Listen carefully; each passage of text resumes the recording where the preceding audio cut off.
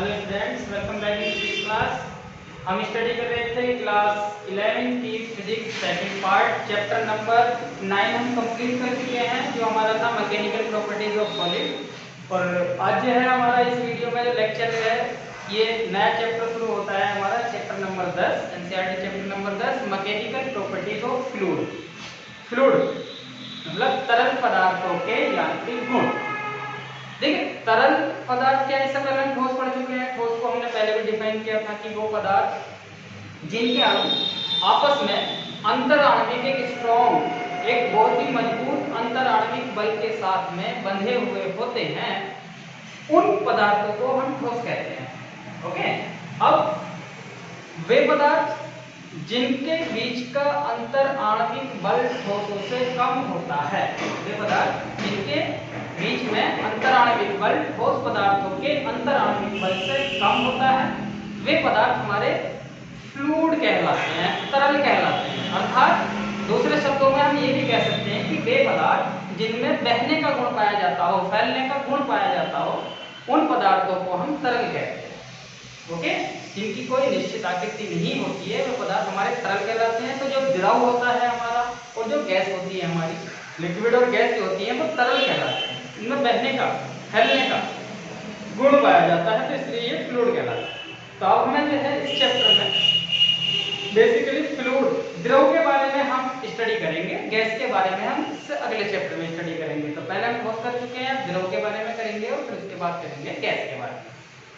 Okay, अब देखिए क्या है इसका जो चैप्टर है, उसका पहला टॉपिक है हमारा दाब। दाब क्या होता है कि जब हम किसी कोई ठोस ऑब्जेक्ट है हमारे पास में, उसको किसी पानी के अंदर हमने रख दिया, द्रव के अंदर रख दिया, ऐसा नहीं कि पानी हो, एक लिक्विड है हमारे पास में, उसके अंदर हमने उसको रख दिया है इस ठोस को। ये ठोस गोला ये ठोस हमारा स्फीयर हो गया। अगर हमने इसको रख दिया तो क्या होता है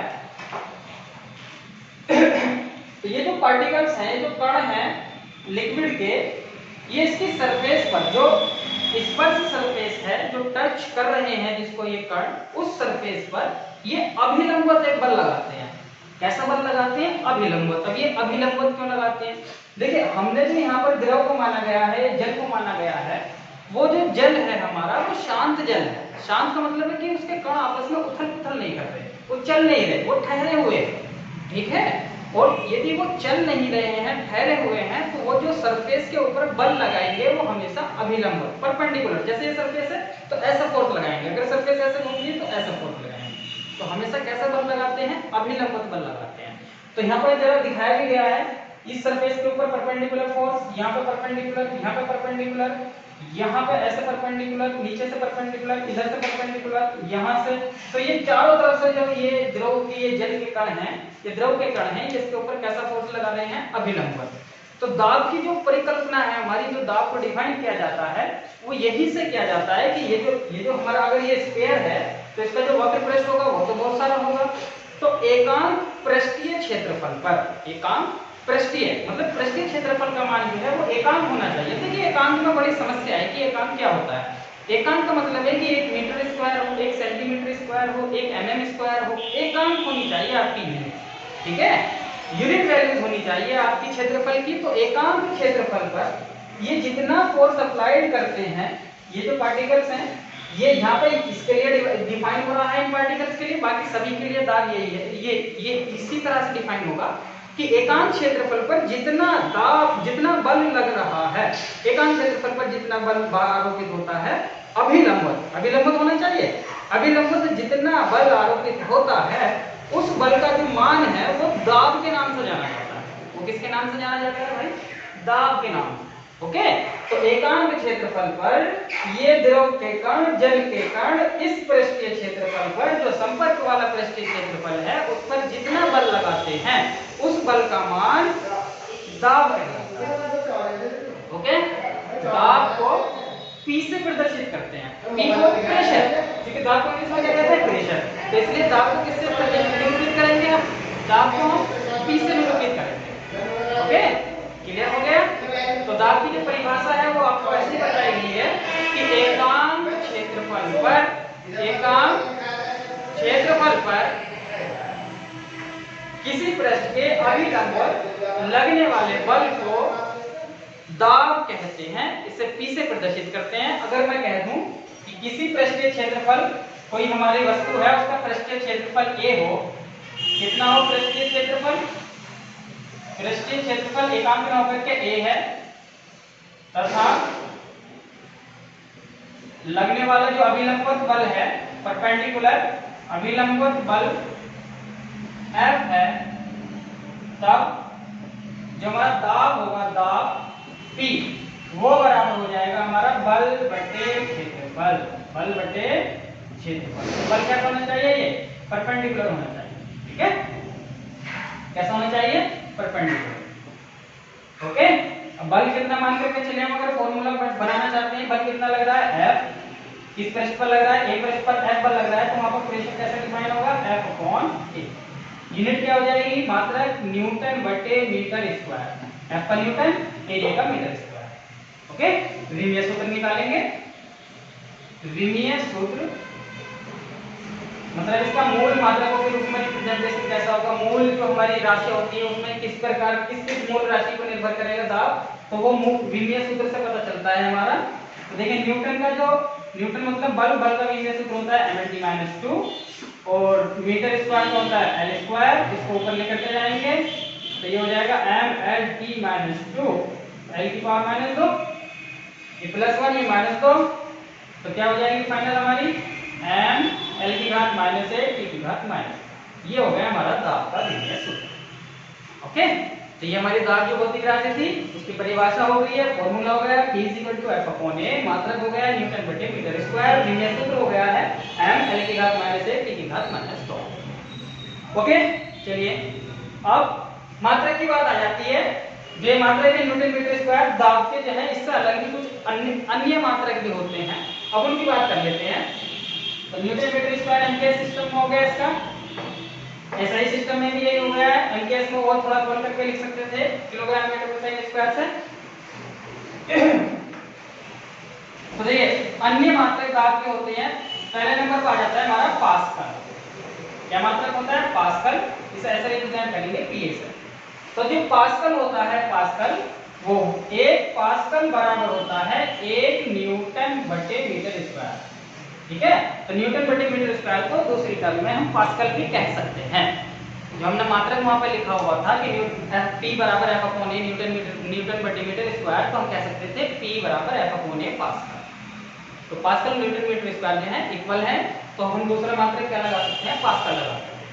ओके, अब इसके बाद हमारा दूसरा अगला मात्रक आता है ATM, वायुमंडलीय दाब। ये वायुमंडलीय दाब, वायुमंडलीय दाब जो होता है एटीएम के नाम से जानते हैं इसको। एटीएम ये बैंक वाला एटीएम नहीं है, ये एटीएम एटमॉस्फेरिक प्रेशर। ठीक है, एटमॉस्फेरिक प्रेशर।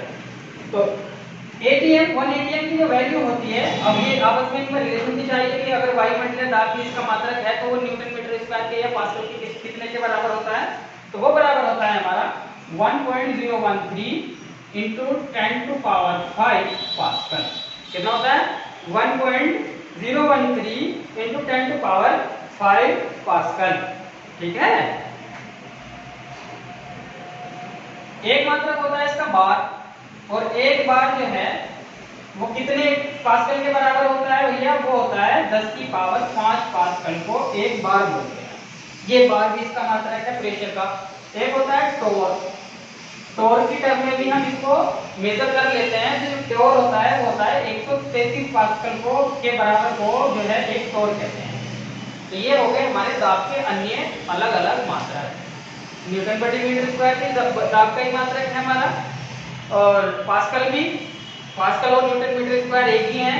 उसके बाद हम इसको वायुमंडलीय एटीएम में भी मेजर कर सकते हैं। तो एक वायुमंडलीय जो दाब होता है या एक एटीएम जो होता है वो कितने पास्कल के बराबर होता है? 1.013 और 10⁵ पास्कल। ओके, एक बार होता है 10⁵ पास्कल, लगभग बराबर से ही माने जाते हैं ये एटीएम और बार। और टॉर्क की बात आ जाती है तो ये हो जाता है 133 पास्कल के बराबर। अगर हम इसको एटीएम में कन्वर्ट करना चाहेंगे तो यहाँ से जो है इसकी वैल्यू यहाँ पर रख देंगे 1 पास्कल की यहाँ से, तो इसको हम काउंट कर सकते हैं। तो ये हो गया हमारा दाब के बारे में। अब देखिए इससे पिछले चैप्टर में जो है था हम प्रतिबल पढ़े थे। हम क्या पढ़े थे? प्रतिबल। वो भी कुछ दाब के जैसा ही था, लेकिन उसमें और इसमें फर्क इतना ही होता है क्योंकि प्रतिबल का भी सूत्र हम यही पढ़े थे, F/A, प्रतिबल बराबर F/A। तो प्रतिबल जो है वो हम 3 प्रकार के पढ़े। एक वो जिसमें बल अभिलंबवत लग रहा था, अनुदैर्ध्य प्रतिबल, ठीक है। एक वो जिसमें बल जो है वो ऐसा लग रहा था, पृष्ठ के सापेक्ष लग रहा था, बिल्कुल पृष्ठ के समांतर, वो हम स्पर्शीय प्रतिबल पढ़े, ठीक है। एक आयतनात्मक प्रतिबल पढ़े थे, ये वाला। तो वहां पर वो जो आयतनात्मक था बेसिकली वो वाला जो था हमारा, वो यही वाला प्रेशर को ही मेजर करता है द्रव वाले केस में। तो प्रतिबल जो है उस पर बल मैंडेटरी नहीं है कि अभिलंबन ही लगे, लेकिन जो अगर हम दाब को डिफाइन करेंगे तो उसमें जो बल लगता है वो पृष्ठ के अभिलंबवत ही लगता है, लेकिन प्रतिबल में ये मैंडेटरी कंडीशन नहीं है कि वो अभिलंबवत ही लगे, इसलिए प्रतिबल और दाब अलग अलग है, ठीक है। अब इसके बाद जो है पहले हम इसको हटा दें, इसके बाद हमारा आ जाता है घनत्व के बारे में स्टडी कर लेते हैं पहले।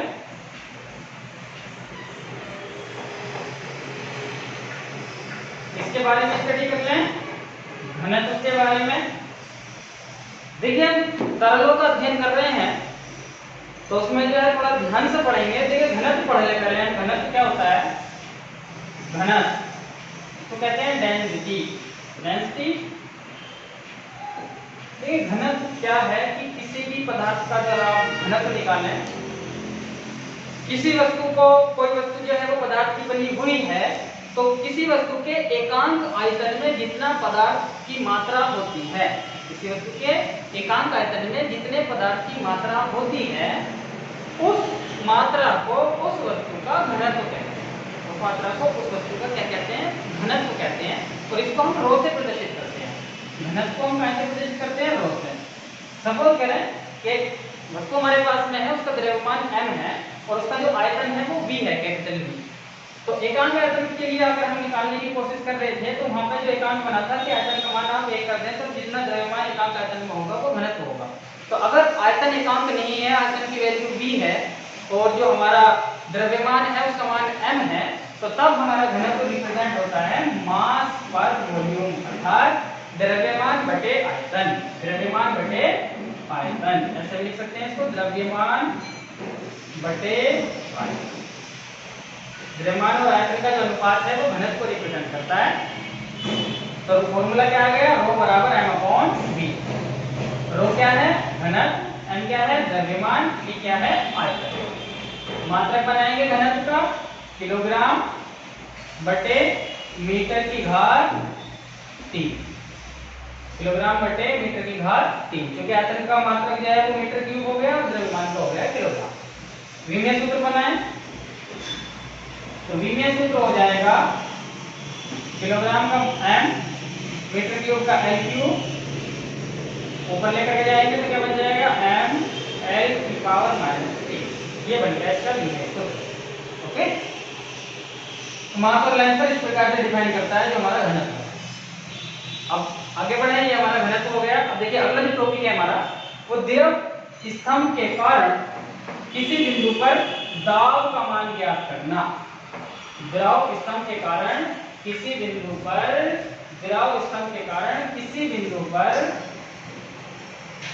दाब का मान ज्ञात करना या तरल दाब पर गुरुत्व का प्रभाव क्या होता है।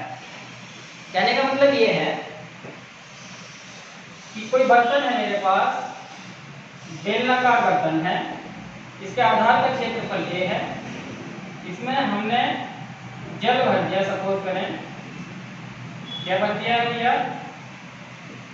जल भर दिया है।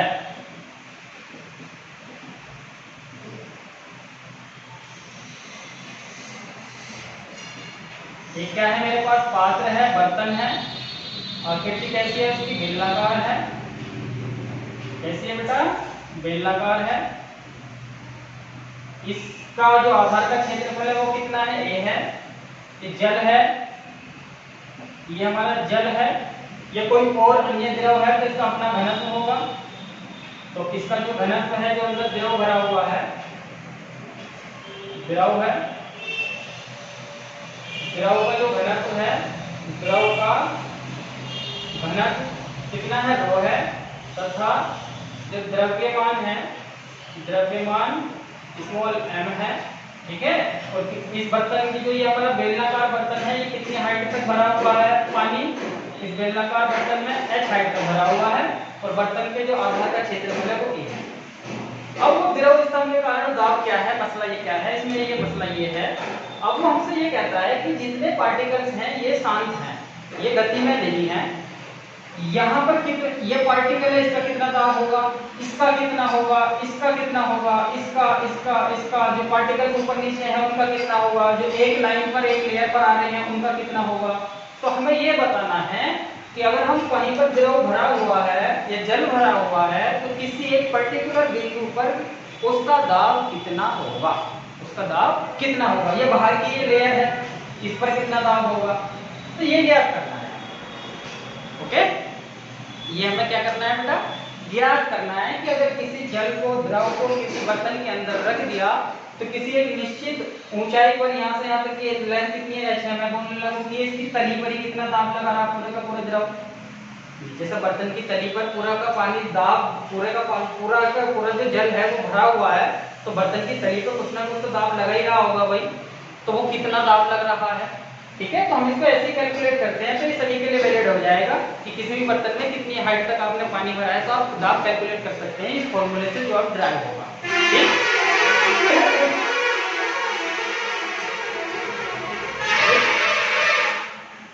नॉइज का प्रॉब्लम है, थोड़ा एडजस्ट करें, रिमूव हो जाएंगी कंडीशन जैसे जैसे अच्छी होंगी, तो वॉइस नहीं आएगी वीडियो में, जो एक्स्ट्रा वॉइस आ रही है तो ध्यान से पढ़ें। देखिए हमने क्या कहा कि एक द्रव भरा हुआ है जिसका घनत्व रो है और जिसका द्रव्यमान कितना है m है, और वो एक बेलनाकार बर्तन में भर दिया है हमने, ठीक। द्रव की जो ऊंचाई है वो कितनी है, h है, और जो द्रव के आधार का क्षेत्रफल है t। मेरे को ये निकालना है कि ये यहाँ पर जो इसकी तली है, तली के ऊपर जितने भी कण आ रहे हैं वो जो कण है, क्योंकि वो तो उसमें कट करके लगे होंगे, बिल्कुल ऊपर आ रहे होंगे तली के ऊपर, जो तली के ऊपर सतह जो तली है उसके ऊपर बिल्कुल पार्टिकल्स होंगे वाटर के, तो वो उस पर कितना दाब अप्लाई कर रहे हैं ये निकालना है। तो दाब निकालने के लिए, क्योंकि दाब का जो फॉर्मूला होता है P बराबर होता है F/A, ठीक। तो मेरे को अगर ये पता चल जाता है कि ये जो पार्टिकल्स वाटर के हैं ये इस एरिया पर, ए एरिया पर कितना बल लगा रहे हैं, कितना बल लगा रहे हैं, तो मैं यहाँ से इस फॉर्मूले से आसानी से निकाल सकता हूँ, ठीक है, प्रेशर निकाल सकते हैं। तो पहले हम इसमें बल लगा देते हैं, तो द्रव के कारण, द्रव के कणों के कारण बर्तन की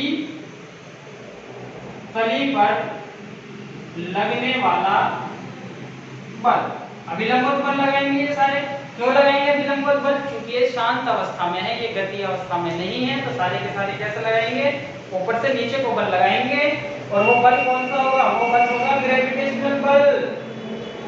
वो कौन सा बल होगा, ग्रेविटेशनल, गुरुत्वीय बल होगा, वो जो द्रव्यमान और ये गुरुत्वीय त्वरण के कारण लग रहा होगा, तो ठीक है। तो ये लगने वाला जो बल होगा वो बराबर हो जाएगा, F बराबर हो जाएगा द्रव्यमान गुणा गुरुत्वीय त्वरण, गुणा गुरुत्वीय त्वरण। ये तो बल लगेगा भैया, अरे बेटा ये तो बल लगा सकते हैं नीचे को अपने वजन की वजह से, तो ये बल लग रहा है। अब द्रव्यमान हमारा कितना है, m, गुणा ये कितना है हमारा g, ठीक है, ये कितना है हमारा, ये हमारा g है। अब मेरे को जो है ये m की वैल्यू मैं यहाँ पर मान करके चलाऊं कि इसका द्रव्यमान जो m है, मुझे m की टर्म में फॉर्मूला नहीं बनाना है, मुझे बनाना है कि हाइट पर, हाइट के टर्म में फॉर्मूला बनाना है, कितनी ऊंचाई पर, 10 सेंटीमीटर नीचे से ये पार्टिकल्स हैं, इनका कितना दाब है, 20 सेंटीमीटर की नीचे पे कितना है, 40 सेंटीमीटर पे कितना है, 80 सेंटीमीटर पे कितना है, मेरे को हाइट चाहिए फॉर्मूले में।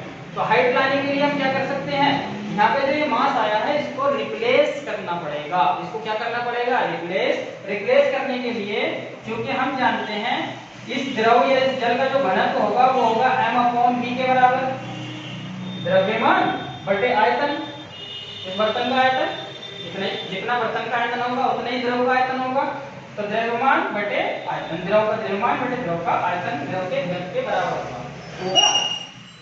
अब देखिए आयतन क्या होता है, आयतन होता है लंबाई गुणा चौड़ाई गुणा ऊंचाई। अब यहाँ पर जो अगर बेलन का आयतन निकालेंगे तो ये a गुणा h भी तो आ सकता है, क्योंकि ये एरिया होगा, ये ऊंचाई होगी, तो एरिया गुणा ऊंचाई भी क्या कहलाता है, हमारा आयतन कहलाता है। तो मैं v की जगह क्या रख सकता हूँ, h रख सकते हैं भाई। चलिए तो ρ हो गया m upon a into h, यहाँ से m की वैल्यू निकालूं तो क्या हो जाएगा, ρ इंटू a इंटू h। तो द्रव्यमान मेरा रिप्लेस हो गया किससे, घनत्व से, आधार के क्षेत्रफल से और ऊंचाई से, जितने ऊंचाई का द्रव उसमें भरा हुआ है। ठीक है, अब समीकरण नंबर जो 1 थी, जो यहाँ पर जो है फोर्स निकाल रहे थे हम, F बराबर m जी, उसमें m की जगह ये रख सकते हैं, तब बल हमारा क्या आ जाएगा, रो a h इंटू जी। ठीक है, समीकरण नंबर 1 में बल का मान रखते हैं, तो समीकरण 1 से P इक्वल टू हो जाएगा रो ए एच जी अपॉन ए से एक कैंसिल हो गया, तो P की वैल्यू क्या आ गई, रो जी एच पास्कल। ठीक है, मात्रा के दाब का पास्कल। तो हमारा जो h ऊंचाई पर दाब आया है किसी द्रव स्तंभ की ऊंचाई के कारण दाब जो है वो क्या निकल कर आ जाता है, रो जी एच। किस किस पर निर्भर कर रहा है, द्रव की घनत्व पर, द्रव में त्वरण पर और h पर। h क्या है, हमारी हाइट है। अब यह देखें जो द्रव में भर दिया उसका जो उसका घनत्व है वो तो फिक्स हो जाएगा, तो ये नियतांक हो जाएगा, जी नियतांक होता है, तो P डायरेक्टली प्रोपोर्शनल किसके आ गया, h के आ गया। अर्थात आप किसी द्रव में जितना नीचे जाएंगे उस द्रव का उस बिंदु पर दाब बढ़ता चला जाएगा। अगर कोई तैराक है और वो किसी पानी में तैरना चाहता है तो जितनी गहराई पर जाएगा पानी का प्रेशर उस पर उतना ही ज्यादा अप्लाई होगा। ओके, तो यहाँ से ये निकल के आता है, ये हमारा फॉर्मूला हो गया कि h गहराई नीचे किसी द्रव में कितना दाब होता है। अब यहाँ पर कंडीशन ये आती है, ये जो दाब होगा ये एक लाइन में, इस लाइन में आने वाले सभी पार्टिकल्स का होगा। ठीक है, क्यों होगा, क्योंकि ये सारे के सारे कण जो हैं वो मोशन में नहीं है, इसलिए एक लेयर पर जितने भी पार्टिकल्स होंगे इस लिक्विड के, द्रव के, इस जल के, उन सभी कणों का दाब इक्वल होता है, बराबर होता है। ओके, अब इसके ऊपर अगर हाइट को आप चेंज करेंगे तो दाब घटता बढ़ता चला जाएगा। जैसे जैसे ऊपर को जाओगे तो जो दाब है वो कम होता चला जाएगा, जैसे जैसे नीचे जाएंगे जो दाब है वो बढ़ता चला जाएगा। ओके, प्रोपोर्शनलिटी के हिसाब से यही हमें पता चला है। अब जो ऊपर की लेयर है अगर आपने इसको खुला छोड़ा हुआ है तो वायुमंडलीय जो होता है, जो हमारा एटमॉस्फेयर होता है, वो भी इस पर एक दाब लगाता रहता है, जिसको हम बोलते हैं वायुमंडलीय दाब, PA एटमॉस्फेरिक प्रेशर। ठीक है, ये हर टाइम रहता है, ये हर सभी के लिए अवेलेबल होता है, ह्यूमन बीइंग के लिए, हमारे लिए, कोई और पशु, हमारे जानवर पशु होते हैं उन पर, सभी के ऊपर कोई भी ऑब्जेक्ट है हमारे, जितने भी यहाँ पर अपने चारों ओर अपनी वस्तुएं देखते हैं तो सभी पर जो है वायुमंडल की तरफ से दाब लगता रहता है कंटिन्यू, उसको हम बोलते हैं वायुमंडलीय दाब। तो अगर मैं कहूँ कि टोटल दाब कितना होगा h गहराई पर, तो नेट दाब हो जाएगा हमारा P नेट की वैल्यू, जो P नेट है, P नेट वो बराबर हो जाएगा PA प्लस रो जी एच। ये कंप्लीट है। ठीक है, ये किसका दाब निकाले हैं हम, ये निकाले हैं इस लिक्विड का। ठीक है, कि h गहराई पर कितना दाब होगा। अगर मैं कहूँ कि कुल कितना दाब होगा h गहराई पर, तो हम उसमें PA और ऐड कर देंगे, ये पर्टिकुलर रहेगा, PA जो है लगता ही है। ओके, तो आई थिंक आपको क्लियर हुआ होगा कि द्रव स्तंभ के कारण जो है, द्रव स्तंभ के कारण जो है अगर हम दाब निकालें किसी जल का, द्रव का, तो वो किस तरह से वेरी करता है हाइट के ऊपर। तो आज की क्लास जो है वो पूरी हो जाती है। आई थिंक आपको क्लियर हुआ होगा दाब के बारे में, द्रव स्तंभ के दाब का फॉर्मूला P = ρg है। पॉइंट का अगर मैं कहने लगूं कि यहाँ पे निकालना है, यहाँ पे निकालना कितना दाब है, तो इनकी हाइट हमें पता होगा और इनका डिफरेंस भी हम निकाल सकते हैं। तो ये आगे की चीजें हैं, हम अगली क्लास में डिस्कस करेंगे। आज की क्लास में इतना ही। वीडियो को देखें, ध्यान से देखें। अगर आपको पसंद आती है तो लाइक, शेयर और कमेंट जरूर करें। आपकी जो भी प्रॉब्लम होगी वो बता दी जाएगी। आज की क्लास खत्म होती है। थैंक्स।